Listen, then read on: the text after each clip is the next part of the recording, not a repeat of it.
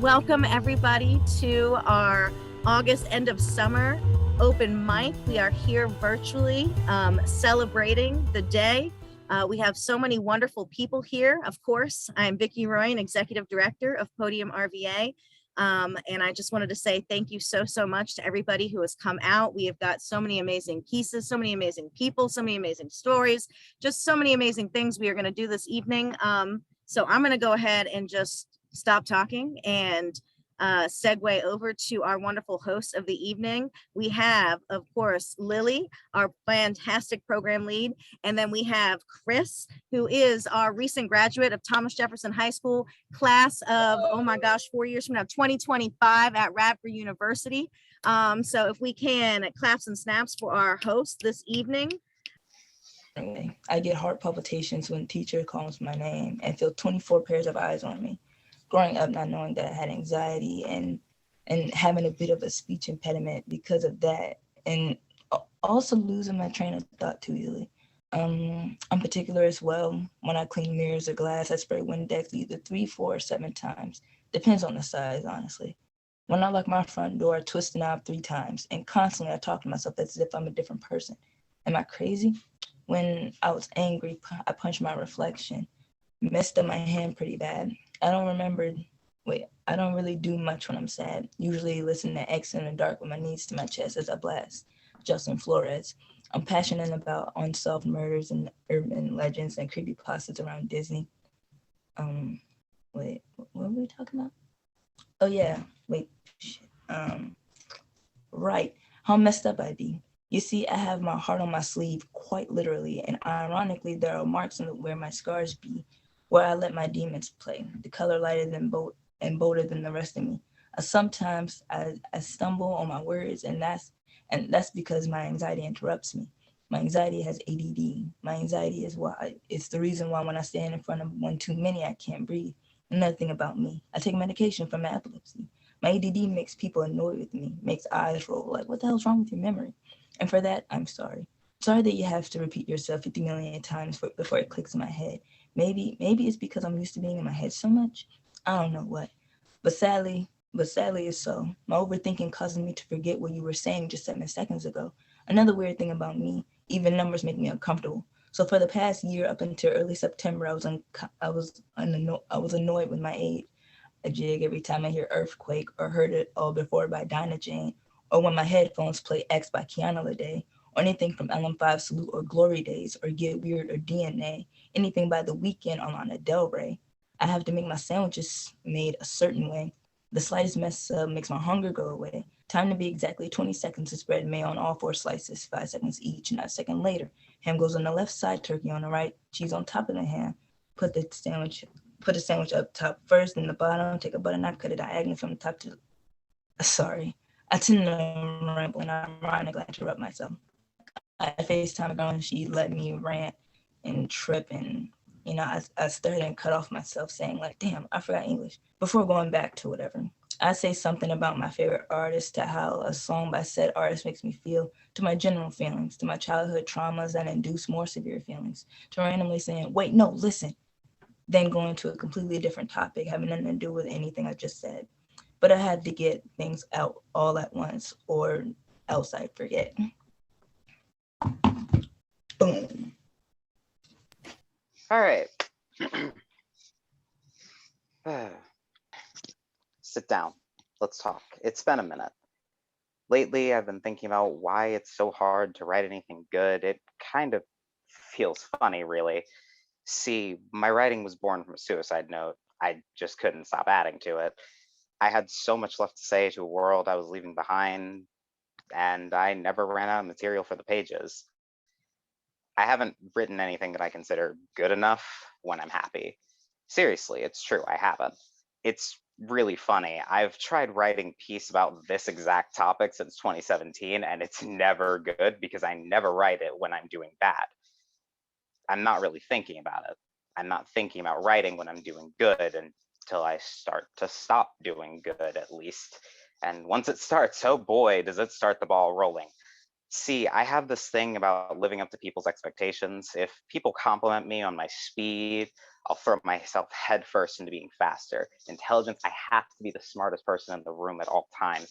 Writing, each piece must top the last, and if I don't get applause, those claps and snaps from the crowd can mean the difference between me and a mental breakdown. That's why I say it's funny.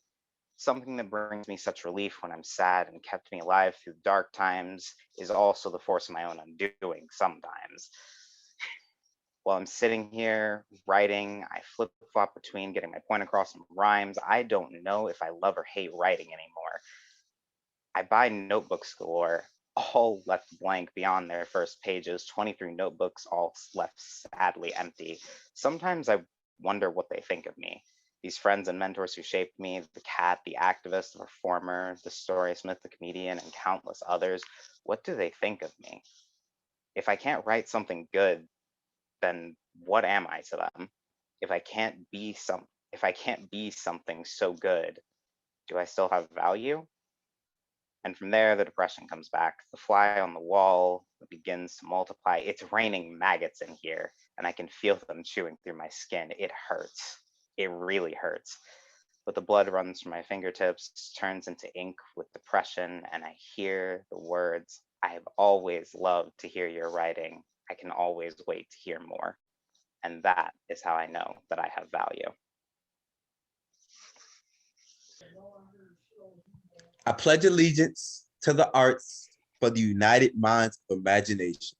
For private or public, wherever you stand, multi-variations under our guide in the verbal and in the visual for liberty of creating arts.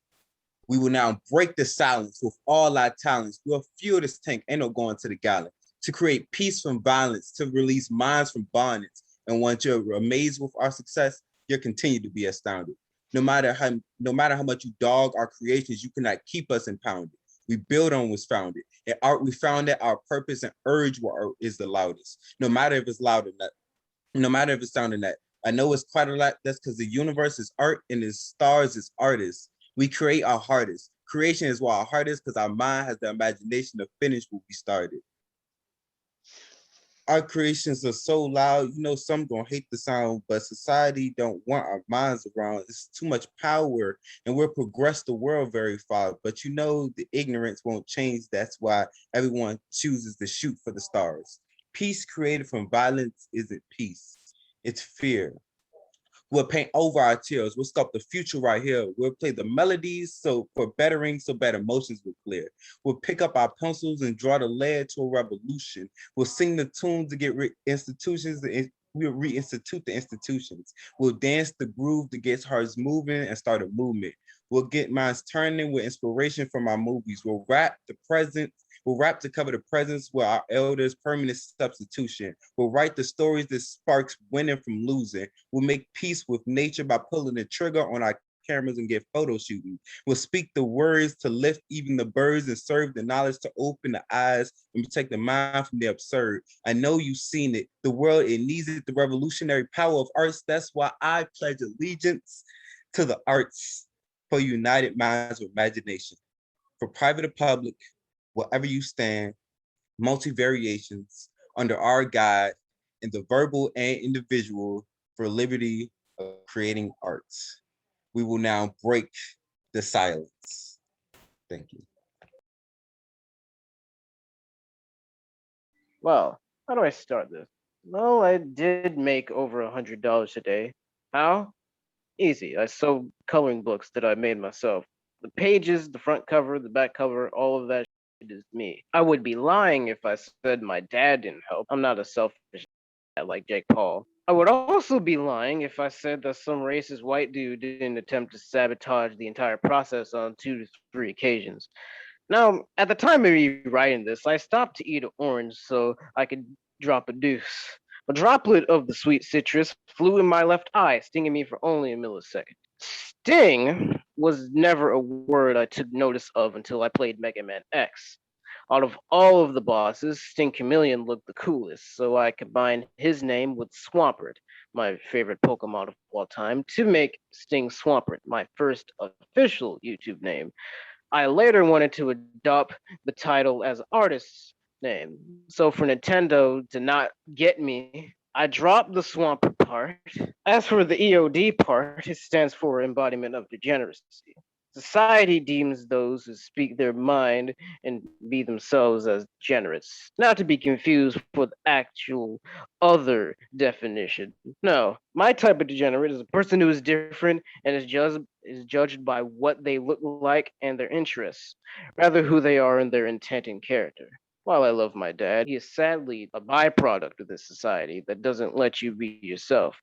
No, you can't have a mullet. Girls won't get with you. If a girl decides to not be with me because of a choice I made with my appearance, then they're shallow. Mullets are cool to me. I never ask for anyone's validation of what I want to look like. You can't make funny faces in family photos. My smile in a picture is never genuine. I can feel like on that day and smiling just because it looks professional, sounds corporate. At least when I make a funny face in a family photo, I'm being myself, being more dynamic and standing out, and possibly making someone else smile when I don't feel like it. Now, that's nothing to punch your son in the gut at a family gathering over, is it? I can't be the only one thinking about this. I know there's someone out there who has been shackled by people saying, no, you can't, or the world saying, no, you can't, or the world not allowing you to be yourself. Every day, people not allowing you to say what you want, people not letting your voice be heard. I'm here to say no to that. It is my lifelong mission to break society, to make a world where everyone is free to be themselves.